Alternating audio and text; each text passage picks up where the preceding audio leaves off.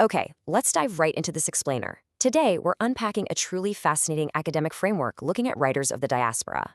But listen, we're not just going to treat this like some dry reading list or a boring syllabus. Instead, we're going to look at this as an epic narrative journey. Pulling straight from our academic sources, we are exploring the saga of the displaced soul. And specifically, we're going to focus on how hybridity shapes migrant identity. So I want you to imagine an identity born in a fixed homeland, right? Only to have its roots violently pulled up by the forces of history. Maybe that's forced dispersal, labor migration, or major political conflict. The big question is, what happens next? How does a person actually survive that kind of profound uprooting? Well, let's find out. To really understand this journey, we first have to understand the absolutely critical tool our protagonist is going to use to survive. And that tool is hybridity. Hybridity is the fluid blending of cultural identities as a necessary survival mechanism to navigate between total assimilation and your original roots. And I want to be clear here. This isn't just about, trying new foods or picking up some local slang. I want you to see this as the absolute turning point in our epic story. This is the exact moment where a displaced identity stops trying to remain static, stops trying to hold on to this frozen version of the past, and actually begins to evolve. It is literally the ultimate mechanism for survival in a brand new world. So, here is the roadmap for our explainer today. We're breaking this massive saga down into 5 distinct phases. 1. The rupture of identity. 2. Echoes of lost homelands. 3. Deconstructing the fractured self. 4. The theoretical crossroads. And finally, 5. Metamorphosis into the hybrid. Think of these as 5 chapters in a continuous story of an identity forced to navigate the incredibly turbulent waters of diaspora. Starting with Chapter 1, The Rupture of Identity, where we look at the theoretical foundations and the literal loss of home. Right after that initial rupture happens, our protagonist faces this massive pulling tension. It's really the inciting incident of the whole story. If you put all your focus entirely on identity retainment, meaning you cling fiercely to your cultural authenticity, the result is almost always isolation in your new environment. You just don't connect. But on the flip side, if you go with amalgamation, trying desperately to just blend in and assimilate completely, well, the tragic result there is the total loss of your roots. You basically erase where you came from. But then we have this third path, hybridity. This is all about bridging the gap, which results in a fluid identity. Navigating this exact tension is the core struggle that migration forces onto an individual. The thing is, before anyone can actually reach that fluid hybrid state, they usually get stuck. The cultural theorist Homi Bhabha coined a brilliant term for this specific feeling, unhomeliness. It's this concept of feeling totally trapped in a psychological limbo between the home you lost and the pressure to assimilate. You aren't fully part of the old world anymore because, well, you've left it. But you definitely aren't fully part of the new world yet either. You are essentially structurally unhoused in your own mind. It is a deeply, deeply unsettling phase of the displaced soul's journey. Which brings us to Chapter 2, Echoes of Lost Homelands, where we explore the poetry of nostalgia and alienation. So in this phase, the sheer ordeal of exile really starts to set in. Our protagonist tries to look backward, essentially using poetry as a raw, emotional diary. We see this incredibly vividly in our academic sources through 3 amazing poets. First up, Cyril Dabydeen, who uses climate as this really striking metaphor. He contrasts the freezing, harsh cold of the West with the warmth of his Caribbean roots to physically describe the sheer shock of exile. Then we've got Agha Shahid Ali. He mourns a fractured Kashmir, where snow and memory literally become an archive for this intense nostalgia. And finally, there's R. Parthasarathi, who explores a completely different kind of pain. The alienating disappointment of finally returning home, only to realize your native tongue has grown rusty.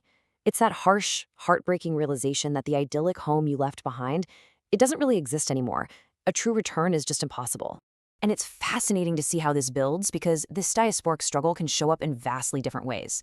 On one hand, we have Derek Walcott's tension. Kind of like Odysseus sailing between 2 shores, Walcott's poetry navigates this fierce internal tug-of-war between classical Western literary traditions and his own rich Caribbean heritage. It's a deep internal split. But then contrast that with Alan Kernow's observations of settlers in New Zealand. Now, this is a totally different flavor of alienation. Living on colonized land without truly belonging to it, it's this perpetual state of feeling unrooted on the very ground you're standing on. Both of these are profound echoes of a lost homeland, but they manifest psychologically in completely different ways. That takes us inward to Chapter 3, Deconstructing the Fractured Self through Autobiographical Wounds and Double Consciousness.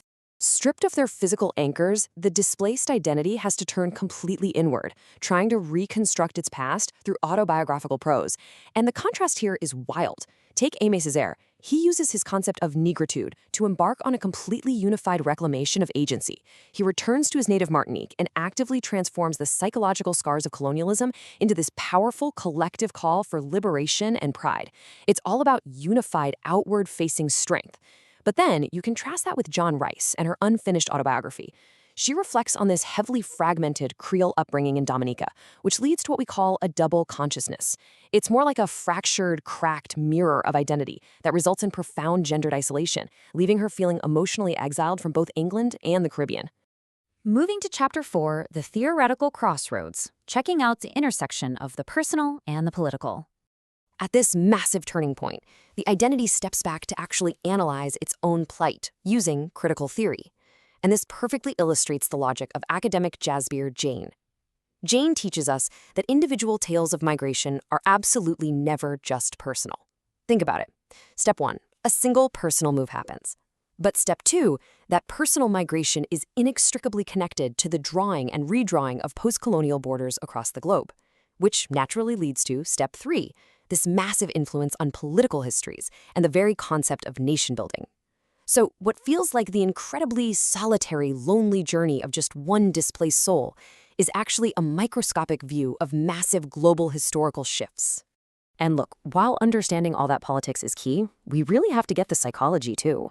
Shiva Kumar Srinivasan analyzes the psychoanalytic tensions of the diaspora, and he hits the nail on the head regarding exactly where the pain comes from. He states that diasporic discontent arises from the dialectic, basically the intense friction, between the highly romanticized memory of your origin and the hostility, or honestly, sometimes just the cold indifference of your hostland. Your memory is telling you everything was absolutely perfect back home, while your current reality is constantly whispering that you don't quite fit in here.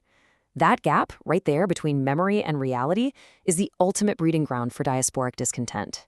Which brings us to our final phase, Chapter 5, Metamorphosis into the Hybrid, Fluidity, Adaptation, and Survival. This is where we finally reach our resolution, the triumphant moment of our epic journey, where identity stops looking over its shoulder, completely rejects static nostalgia, and embraces constant metamorphosis.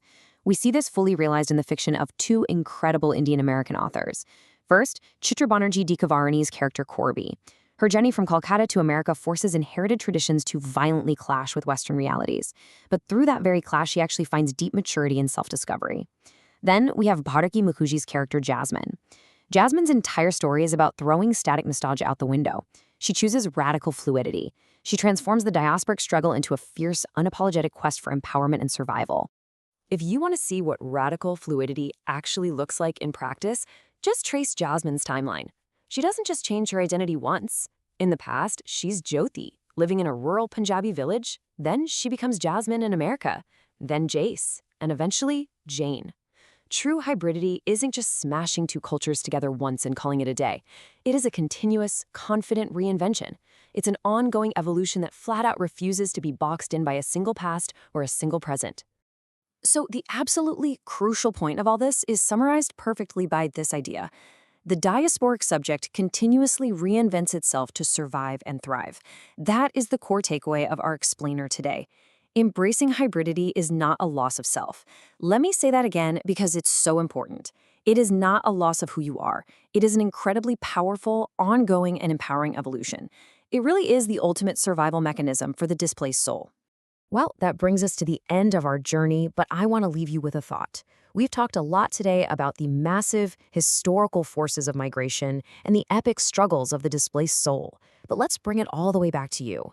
If diasporic identity survives through constant reinvention, what parts of your own seemingly fixed self are actually fluid? Where in your life are you holding on to a static nostalgia when maybe, just maybe, embracing a little radical fluidity might be exactly what you need to thrive? Think about that as you navigate your own spaces today. Thanks